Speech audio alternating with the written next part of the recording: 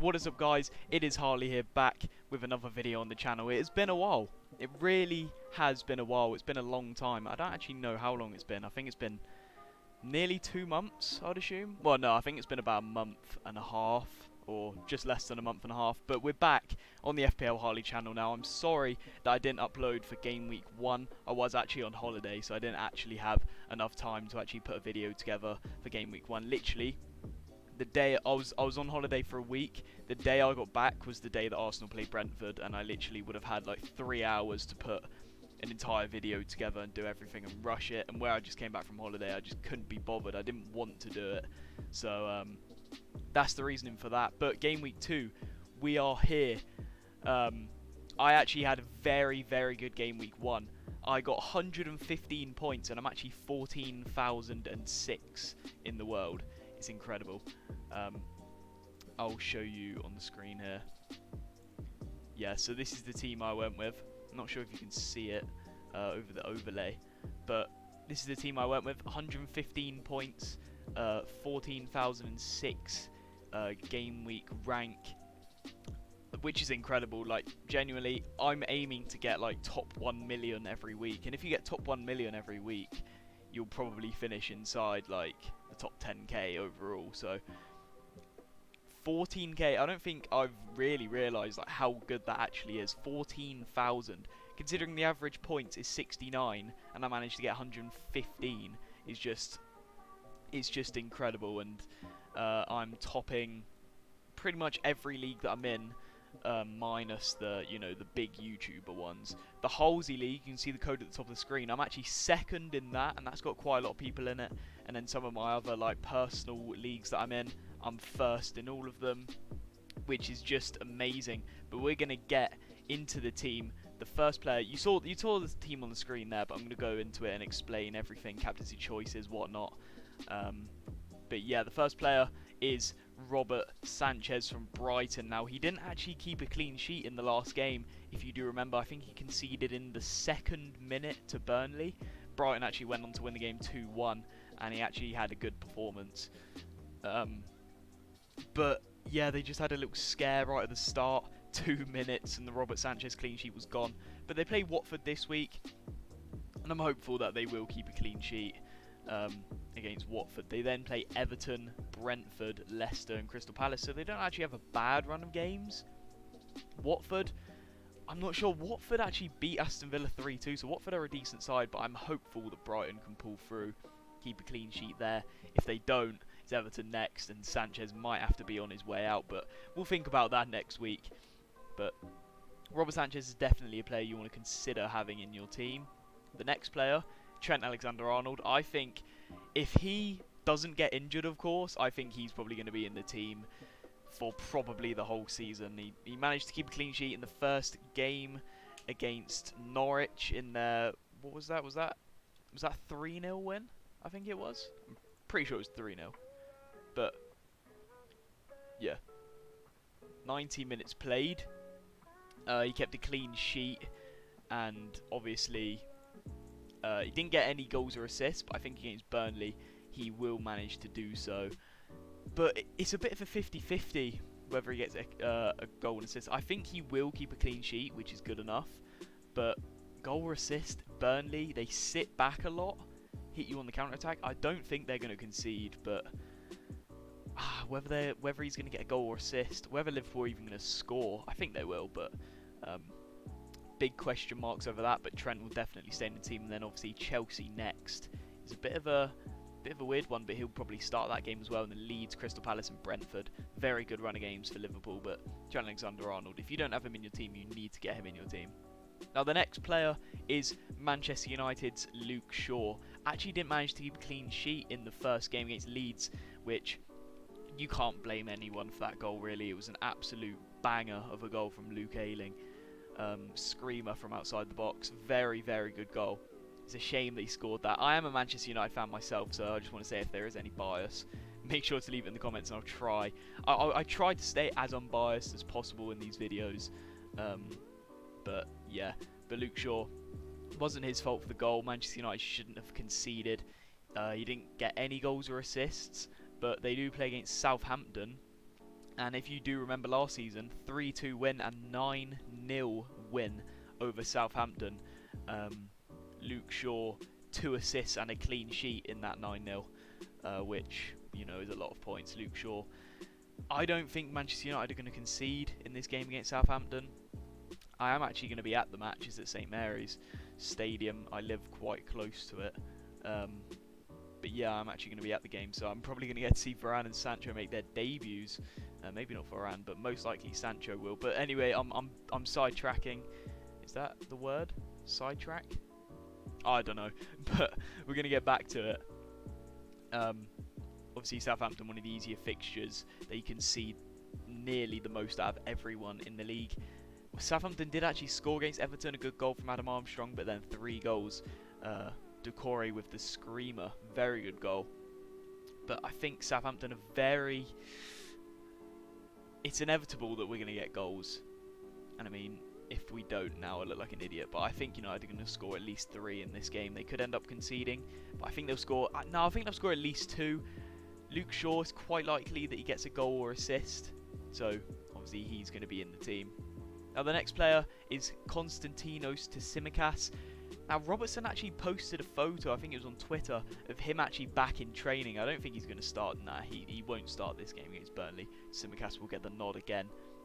But Tsimikas was very good in pre-season. Obviously got that assist from a very good cross in pre-season, which is why he started against Norwich and managed to keep a clean sheet. He's probably going to start against Burnley, probably going to keep a clean sheet, and I mean, he could get a goal or assist, but he had a decent game against Norwich, and I think he'll start, and I think he will keep a clean sheet, which is why he's going to be in my team. Now, moving on to the midfield, we have the one, the only, Bruno Fernandes from Manchester United, hat-trick in the game against Leeds. Bruno Fernandes, you know, if he's not in your team, what are you doing? Pretty much, you know, if he's not in your team, what are you actually doing? But Bruno Fernandes against Southampton, I think, well, last time, I think in the 9-0 he got a goal and 2 assists, and then he got a goal in the 3-2, which means he's got 4 goal contributions against Southampton in the last 2 games, and obviously in the last game he got 3 goals. So, you know, his first ever Manchester United hat-trick. Is that his first? It might be his first ever career hat-trick. I'm not too sure, but first ever Manchester United hat-trick. First game back in front of fans. Brilliant game. He's going to get the nod. It's just, I mean, is there really any question marks over Bruno Fernandes? He's definitely in the team. Probably going to get goal contributions, as is the next player. If he's not in your team, what are you doing? Likely to get goal contributions. It's Mo Salah. Now, there is one question mark over this. He plays against Burnley, and in Salah's, I think it's last 7 games against Burnley, he's got 1 goal and 2 assists, 3 contributions in the last 7 games, which isn't that great at all. I think in the last like 4 games, or last 5 games, he hasn't scored against Burnley, so question marks over that, but it is Burnley at the end of the day, and it is Mo Salah at the end of the day, so he's definitely going to be in the team for me. Moving on to the 7th player in the lineup, it is Said Benrahma, who actually got, I think he got a goal and 2 assists in the game against Newcastle. Plays against Leicester, which is a bit of a tough fixture. Or no, he got a goal and an assist. Sorry, not a goal and 2 assists. But 6 million for Said Benrahma, or I think it's 6.1 million now. I think he had a bit of a price rise, but brilliant player. Plays against Leicester, which is a tough fixture, but I think if they're likely to get any goals, it's probably going to come from Benrahma or Michail Antonio. The only question marks over Benrahma, though, is that West Ham want to sign Jesse Lingard back. They obviously had him on loan from Manchester United last season. He did brilliantly, and they actually want him back. Manchester United have dropped their asking price of 30 million to 20 million, and West Ham really want Jesse Lingard, and I think it will happen, which means Said Benrahma, he's not going to get... I think Lingard will be the starting attacking mid over him. I'm not sure if Said Benrahma and Jesse Lingard will both start. Maybe Benrahma will drop to the bench, but I mean, they can't really bench him after, you know, he's a very good player. He just didn't really get the chances last season to prove that he was a great player. He was a great player for Was it Brentford that he played for in the Championship? I think it was, but he was brilliant there as well. And then obviously after Leicester, West Ham have Crystal Palace and Southampton, so West Ham players are definitely players to target for this next 3 or 4 game weeks. They play against Manchester United in game week 5, but still a player to target. And the next player is going to be Mason Greenwood. Now, the only question marks over Mason Greenwood is I think he will start this game against Southampton, but in the future, it's with Edinson Cavani coming back, with Manchester United's depth being very good. I think the question marks here are due to the fact that Edinson Cavani, I don't think he's going to be fit enough to start against Southampton. But in the game after that, who do Manchester United play? They play Wolves and then Newcastle as the next 2 games after Southampton. Cavani, he's probably going to be starting up front in those games. And with the arrival of Jadon Sancho, he's going to be starting on the right. Mason Greenwood, is he even going to be starting in either of those 2 games? Personally, as a United fan, I would like Mason Greenwood to start over Cavani up front. But I do feel as if when Edinson Cavani is back to full fitness and back in training and everything, he is back in training now but not back to full fitness. When he is back to full fitness, I do think he will be the starting striker over Mason Greenwood. But I do think it will be regularly rotated, but I think Cavani will be the main choice, unfortunately, which means question marks over Greenwood, whether he's going to get the time. But Mason Greenwood, he's in brilliant form right now. I think in his last 8 games he's got 6 goals or something like that. That's obviously going into last season. Didn't do that well in pre-season, but obviously got the goal in the 5-1 win against Leeds. So he's definitely someone who you want in your team. And yeah, the next player is going to be Michail Antonio. I was mentioning him and Benrahma. I was mentioning Michail Antonio when I was talking about side Benrahma. If anyone's going to score for West Ham or get an assist or goal contributions, it's most likely going to come from Benrahma or Michail Antonio. And they're against Leicester. But as I said, if they're likely to score, which I think they will against Leicester, it's probably going to be from Benrahma or Michail Antonio. Michail Antonio against Newcastle got a goal and 2 assists, had a brilliant game for 7.6 million. I think that's a steal really for Michail Antonio compared to some other strikers' prices. If we're talking like Harry Kane's at 12 million or something like that, and Michail Antonio's at 7.5, it's a huge bargain for Michail Antonio. And regardless of, even when Lingard comes in, if it does happen, I think Antonio will be even better. He is their main goal scoring. I think he's the only striker that they actually have at the club. Or is the only regularly starting one at least. But he's good from crosses, he's tall, good for headers. Michail Antonio definitely needs to be in your team. Now this next one has question marks, but it's Danny Ings for Aston Villa. He obviously scored the 1 goal against Watford, which was a penalty in the last minute, but they obviously lost 3-2 against Watford. But I do think Danny Ings will start up front for Aston Villa. He will be their regularly starting striker. He did well for Southampton last season, did very well, got 1 goal off the Golden Boot the season before that, and obviously had a few injuries for Southampton last season, and those are the only question marks really, is the fact that he is an injury prone player. So they obviously play, well not obviously, but they play against Newcastle and then Brentford. But then here is where the big question mark comes in. After those 2 game weeks of Newcastle and Brentford, which is why you want to have Aston Villa players in there, after those 2 it's Chelsea, Everton, Manchester United and Tottenham, all 4 in a row for Aston Villa. So you maybe want to get rid of him there, but even against those 4 he's the most likely player to score, so that's why he should be in there. And the next player to finish the starting 11 is Callum Wilson for Newcastle, plays against Aston Villa. Callum Wilson got a goal against West Ham in the 4-2 loss. He's also 7.5 million, but against Aston Villa he's probably going to score or get an assist, so that's why he's there. You just got to think, even in the hard fixtures, if the team is going to score in those hard fixtures, then it's probably going to be Callum Wilson to do so. Now moving on to the bench, the goalkeeper is Ben Foster. Now he's not even first choice goalkeeper for Watford, first choice is Bachmann, but Ben Foster's there just because it's Ben Foster and it's 4 million, and I don't think they're going to get used. I don't think Sanchez is going to get dropped, so he's just there just because why not. Second player on the bench is Ayling. Leeds play against Everton. Then they have Burnley, then Liverpool, then Newcastle and West Ham. So Ayling is definitely someone you want to have there. Obviously, after his screamer against Manchester United, could keep a clean sheet against Everton, you never know, but he is on the bench for now. Because if we look at the starting lineup, you can see it on the screen. Who would I drop for Ayling? It would probably be, if I could choose someone, it would be one of Benrahma, Ings or Wilson, but I don't think I'd drop any of those for Ayling. But I think he is the best option for first choice sub. Obviously, he got the goal against United.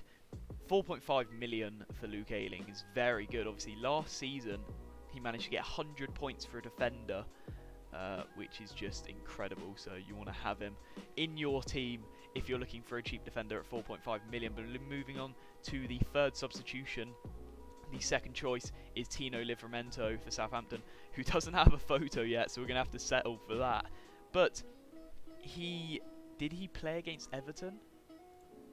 He played 90 minutes against Everton, didn't get a goal, assist or clean sheet, but I'm not sure if he'll play against Manchester United. I think Walker Peters will come back into the lineup, but Tino Livramento is a player who you want to look out for. He's a quality right back, and I think he's someone to definitely look out for. But the only question marks is obviously the fact that he is going to be he is actually second choice right back, but I think he will get minutes. And in his first pre-season game, he played one pre-season game for Southampton. I forgot who it was actually against. Was it against Bilbao? I think it was. Or it was against a Spanish team, I think. He came on, he got subbed on and got a cross assist. Assist from a cross in the first few minutes. And I think he's lethal on the attack. And the fact that he's only 4 million, you can't really go wrong there. He's one of the only good 4 million defenders in the game. And if we move on to the last player, is Josh Brownhill. I think he got like 3 goals in 4 games for Burnley in pre-season. However, bit disappointing as he didn't even play. Well, he got subbed on for 11 minutes against Brighton, but he didn't actually start that game. So it's unlikely that he's going to start the next game. But 4.5 million, it's the cheapest you can get for a midfielder. I think out of 4.5 million midfielders, there aren't really any at all. I mean, there's like Basuma, there's like Allen from Everton, Romeu from Southampton. He could get a goal or assist, but there's not really anyone who's 4.5 million. So I thought Brownhill would be a bit of a risk bringing him in. Well, no, there is no risk really, but I brought him in just because he's the cheapest you can go, and he's probably the best option out of the cheap 4.5 million midfielders, and it didn't go well. But yeah, that's why he's in the team, and that is why he's third sub. Moving on to captaincy choice, it is going to be Bruno Fernandes, just because of how lethal he is. Hat-trick in his first game against Leeds, and Leeds are a good side, and that wasn't even with Manchester United's strongest lineup. That was without Van der Beek starting, that was without Cavani starting, that was without Sancho starting, Rashford's out injured. So if Sancho starts in this game, I think Bruno could have another incredible game, which is why he's going to be the captain. Chose him over Salah, obviously because of his record against Burnley, but Salah is going to be the vice captain. For obvious reasons, it's Burnley. I was thinking to have Greenwood as vice captain, but whether, with Sancho coming in, I don't know if Greenwood's even going to start. I think he will start, and he could get a goal or assist, but I'm still not fully decided over whether the captain, vice captain. The captain, I think, is going to be Bruno, and then vice captain is going to be between Salah and Greenwood. I'm not going to let my Manchester United bias get ahead, but I don't think I would captain anyone else or vice captain anyone else other than those 3. But that is the video. If you guys did enjoy the first video back on the FPL Harlzyy channel, then make sure to leave a like, subscribe, turn on post notifications, as I will try and upload every day. But I'm on summer holidays right now, and I am starting school again. I'm starting sixth form soon, so I'm obviously not going to be uploading every day then. And obviously for Euros, there was only like 3 days in between games, and for group stages there was games every single day, whereas there's a week, it's only weekends that there's games in the Premier League until we get until like the November, December time, where there's starting to be midweek games. But if you guys did enjoy the video, make sure to like, subscribe, turn on post notifications. Gonna try and get to 700 subscribers. Well, we hit 650? I don't know, but 700 subscribers is the next milestone I want to hit. But I'll see you in the next one. Goodbye.